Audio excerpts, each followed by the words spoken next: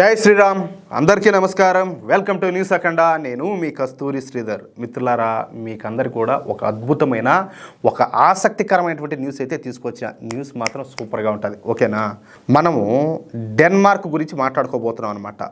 ముందుగా ఈ డెన్మార్క్ గురించి తెలుసుకునే ముందు యూరప్ ఖండం గురించి కొంచెం తెలుసుకోవాలన్నమాట. దాని అవసరం కూడా ఉండాలి. ఈ యూరప్ ఖండం అనేది అత్యంత అభివృద్ధి చెందినటువంటి ఖండం. పారిశ్రామిక విప్లవం ప్రారంభమైంది కూడా ఈ యూరప్ ఖండంలోనే. అంతెందుకయ్యా, అమెరికాలోని తెల్ల జాతి వాళ్ళందరూ కూడా ఈ యూరప్ వాసులే. అందుకే అమెరికా అంత అభివృద్ధి చెందింది. అంతేకాకుండా మన భారతదేశం తర్వాత నాగరికత అభివృద్ధి చెందింది కూడా ఈ యూరప్ ఖండంలోనే. అర్థమవుతుందా? అంటే ఆ విషయంలో ఫస్ట్ ప్లేస్ అయితే మనదే, కానీ మన తర్వాత ఎవరంటే వాళ్ళే. నిజానికి మనం బంగారం, వజ్రాలు, ఆభరణాలతో తొలతూగే సమయంలో ఈ యూరప్ దేశాలన్నీ కూడా అనాగరికంగా ఉన్నాయి. తరువాత కొద్ది కొద్దిగా అభివృద్ధి చెందుతా వాళ్ళు కూడా నాగరికులుగా మారారన్నమాట. అయితే ఈ యూరప్ దేశాల కంటే ముందుగా ఈజిప్టు, తర్వాత వచ్చేసి పర్షియా అంటే ఇరాన్ అన్నమాట. ఆ తర్వాత మెస్పటోమియా అంటే ఇరాక్ దేశాల్లో నాగరికత అనేది అభివృద్ధి చెందినప్పటికీ కూడా అవి తరువాత ముస్లిం దేశాలుగా మారిపోయి తమ గుర్తింపును, తమ నాగరికతను మర్చిపోయి మధ్యయుగనాటి దేశాలుగా మిగిలిపోయినాయి.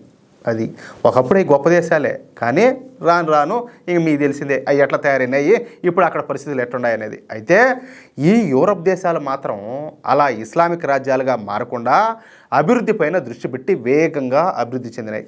అది కూడా 18వ శతాబ్దం తర్వాతనే.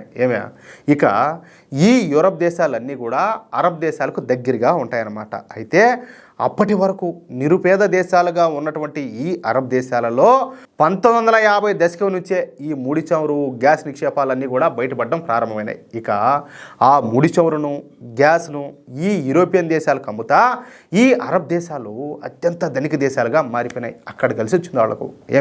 అయితే ఈ గ్యాసు, ముడి చమురు నిక్షేపాలు ఈ ఐరోపా దేశాల్లో లేవు. అందుకే ఈ యూరప్ దేశాలు వీటి కోసం ఈ అరబ్ దేశాల మీదనే ఆధారపడాల్సి వస్తుంది. అంతెందుకు, మనం కూడా అంతే కదా. మనం ఈ గ్యాసు, ముడి చమురు కోసం ఈ అరబ్ దేశాలపైన ఆధారపడినాం. అయితే మోడీ గారి దయ వలన ఈ పరిస్థితుల్లో కొంతవరకు అయితే మార్పు అయితే వచ్చింది. ఏది, మనం తక్కువ ధరలకే డిస్కౌంట్ ధరలో ఈ రష్యా నుంచి కొనుగోలు చేయడం. అదేవిధంగా చెప్పాలంటే ఇప్పుడు మన దేశం 40 దేశాల నుంచి ఈ ముడి చమురును అయితే కొనుగోలు చేస్తుంది. గతంలో కూడా నేను ఒక న్యూస్లో చెప్పాను. అయితే ఈ అరబ్ దేశాలలో ధనికులైనటువంటి అరబ్ ముస్లింలు తమ పెట్టుబడులను తీసుకుపోయి ఈ యూరప్ దేశాల్లో పెట్టసాగినారు. ఎవరైతే తెలివిగా ముందు చూపుతూ ఆలోచన చేస్తారో వాళ్ళంతా కూడా ఈ వచ్చిన డబ్బులు ఏం చేస్తున్నారు, పోయి యూరప్ దేశాల్లో పెట్టుబడులు పెడతా ఉన్నారనమాట. ఎందుకంటే ఈ గ్యాసు, ఈ ఆయిల్ అనేది ఎప్పుడైనా అయిపోవచ్చు. లేదా ఇప్పుడు చూడండి, గతంలో అసలు ఎలక్ట్రిక్ అనేది ఒకటి వస్తుందని చెప్పేసి ఎవరైనా ఊహించారా? 1980స్లో వాళ్ళు కావచ్చు, 90స్లో వాళ్ళు కావచ్చు, అసలు తెలుసా? అలాంటిది అంతెదిగా స్వామి 90స్లోనే ఈ లాంతర పెట్టుకొని ఏదో చదువుకుంటా ఇంట్లో తింటా చేస్తూ ఉన్నారు. ఏది 90స్లో కూడా కొంతమంది, ఇంక 80s అయితే చెప్పాల్సిన అవసరం ఎలా. అప్పుడు మనం ఊహించినామా ఏది ఎలక్ట్రిక్ బ్యాటరీలు అన్నీ వస్తాయి, ఇన్వర్టర్లు వస్తాయి, లేకపోతే ఎలక్ట్రిక్ ఛార్జర్ స్కూటీలు వస్తాయి, బైక్లు వస్తాయి, కార్లు వస్తాయని చెప్పి ఊహించినామా? ఇప్పుడు ఏమైంది, వీళ్ళు అంతర్మాత్రంలో పడిపోయినారు. ఏది అరబ్ దేశాలన్నీ కూడా. ఇప్పుడు ఈ ఎలక్ట్రానిక్ రంగం అనేది ఇంకా డెవలప్ అయితే అప్పుడు ఈ ఆయిల్తో మనకు అవసరం అనేది ఉండదు. అంతెందుకు, మనం ఒకప్పుడు కిరోసిన్ వాడుతూ ఉన్నాం. ఇప్పుడు కిరోసిన్ అనేది ఎక్కడన్నా కనపడుతుందా? చూడడానికైనా ఏడైనా దొరుకుతుందా?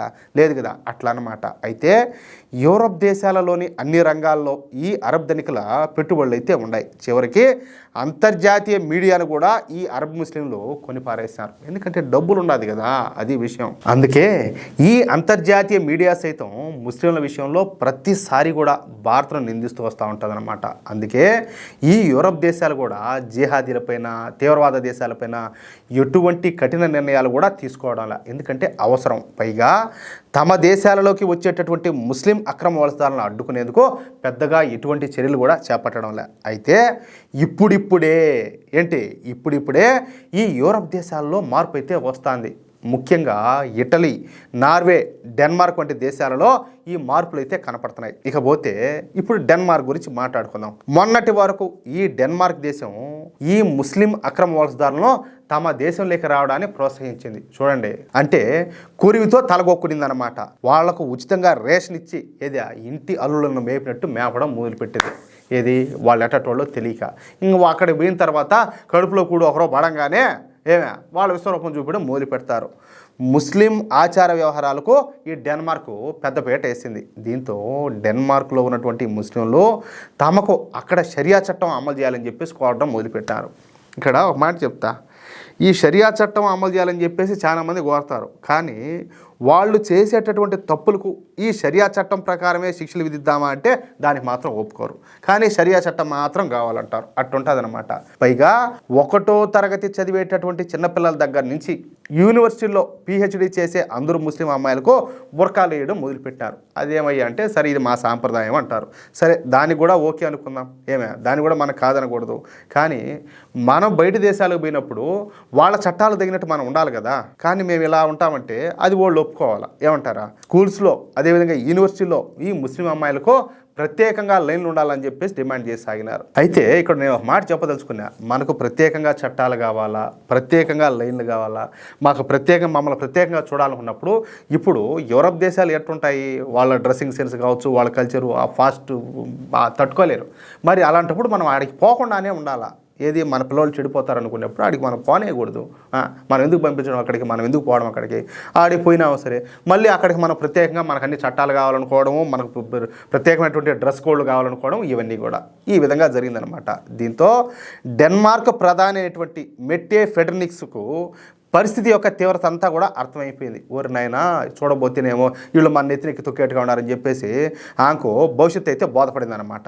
ఇంకా కూడా తాము చూస్తూ కూర్చుంటే పరిస్థితులు చేయి దాటే అవకాశం ఉన్నదని చెప్పి గ్రహించేటువంటి ఈ డెన్మార్క్ ప్రధానమంత్రి ఇక కీలకమైన నిర్ణయాలు తీసుకోవడం మొదలుపెట్టింది. ఇంతకు ఆ నిర్ణయాలు ఏందయ్యా అంటే, ఇక నుంచి ఈ అక్రమ వలసదారులు తమ దేశంలోకి రావడానికి వీళ్ళే, ఎక్కడికి? డెన్మార్క్లోకి. అలాగే ఈ అక్రమ వలసదారులకు ఉచితంగా రేషన్ ఇవ్వడం కూడా నిలిపేశారు. అలాగే డెన్మార్క్లో ఉంటున్నటువంటి ఈ ముస్లిం విద్యార్థులకు బుర్కాలు ధరించకుండా నిషేధించేశారనమాట. ఎట్టి పరిస్థితుల్లో ఈ బుర్కాలు అంటే హిజాబులు ఇవన్నీ కూడా ధరించేదానికి వీళ్ళే. అలాగే ముస్లిం విద్యార్థులను ప్రత్యేకంగా కూర్చొనివ్వకుండా అందరితో సరిసమానంగా కూర్చోబెట్టడం అంటే కీలక నిర్ణయాలు అయితే తీసుకున్నారు. ఇక్కడ నేను ఒక మాట చెప్పాలనుకుంటున్నా, అంటే సందర్భం వచ్చింది కాబట్టి, ఎవరినైనా మనకు కావాలనే పక్కన కూర్చోబెడితే ఏం చేస్తాము? వాళ్ళు చూడు మమ్మల్ని పక్కన కూర్చోబెట్టారు, మమ్మల్ని అంటరాని వాళ్ళని చేసి మమ్మల్ని పక్కన కూర్చోబెట్టారు అంటారు. అవునా కదా? మరి మీరు పక్కన కూర్చోవాలని చెప్పి అని అడిగితే అప్పటికి ఏమర్థం? వీళ్ళన్నా అంటరాని వాళ్ళు ఉండాలా, లేకపోతే ఇంకేదో ఆలోచన ఉండాలి. అందుకనే ఇవన్నీ ఏమి లేకుండా అందరినీ సమానంగా కూర్చోబెట్టడం అంటే కీలక నిర్ణయాలు అయితే తీసుకున్నారనమాట. ఈ సందర్భంగా ఈ డెన్మార్క్ ప్రధానమంత్రి మాట్లాడుతా, నేను కూడా ఒక మహిళనే, మహిళలకు కనీస స్వేచ్ఛనైతే కల్పించాల్సిన అవసరం అయితే ఉండాలి. మతం పేరు చెప్పి మహిళలను ఎంత మాత్రం కూడా నిర్బంధించడానికి వీళ్ళే.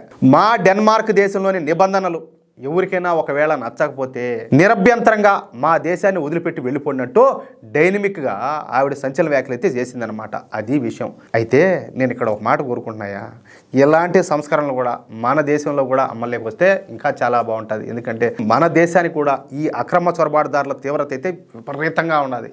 ఎంతమంది వచ్చారో, ఎంతమంది ఉంటున్నారో, వాళ్ళు ఏమేమి చేస్తున్నారో కూడా దిక్కుదేయడంలే. కాబట్టి ఎవరిని కూడా రానికూడదు, వచ్చిన వాళ్ళైతే తిరిగి వెనక పంపాలా. ఇంకోటి ఏంటంటే ఈ దేశంలో ఉన్న ప్రజలకు అందరికి కూడా ఒకే చట్టం ఉండాలా, ఒకే న్యాయం ఉండాలా, అందరినీ కూడా ఒకే విధంగా ట్రీట్ చేయాలి. ఒక మతానికంటూ ఒక చట్టం, ఇంకొక మతానికి ఇంకొక చట్టం, ఒకరికి ఒక న్యాయం, ఇంకొకరికి ఒక న్యాయం అనేది ఉండకూడదు. అందుకే మన మోడీ ప్రభుత్వం అన్నీ ఆలోచన చేసే యూనిఫామ్ సివిల్ కోడ్ అనేది తీసుకొస్తాను. అర్థమైందా? అది విషయం. చూద్దాం మన దేశంలో కూడా ఇటువంటి పెను మార్పులన్నీ కూడా రావాలని చెప్పేసి, అది కూడా అతి త్వరలోనే రావాలని చెప్పేసి నేనైతే కోరుకుంటున్నా. మిత్రులారా, ఈ న్యూస్ కనుక మీకు నచ్చినట్లయితే ఖచ్చితంగా ఈ న్యూస్ నలుగురికి షేర్ చేయండి. అదేవిధంగా ప్రతి ఒక్కరు కూడా మీ యొక్క అమూల్యమైనటువంటి అభిప్రాయాలను ఖచ్చితంగా కామెంట్ రూపంలో తెలియజేయండి. ఇంకో విషయం ఏంటంటే, ఇంతవరకు మీరు కనుక మన ఛానల్ను సబ్స్క్రైబ్ చేసుకున్నట్లయితే ప్రతి ఒక్కరు కూడా మన ఛానల్ను సబ్స్క్రైబ్ చేసుకోండి, సపోర్ట్ చేయండి ప్లీజ్. జై శ్రీరామ్, జై హింద్.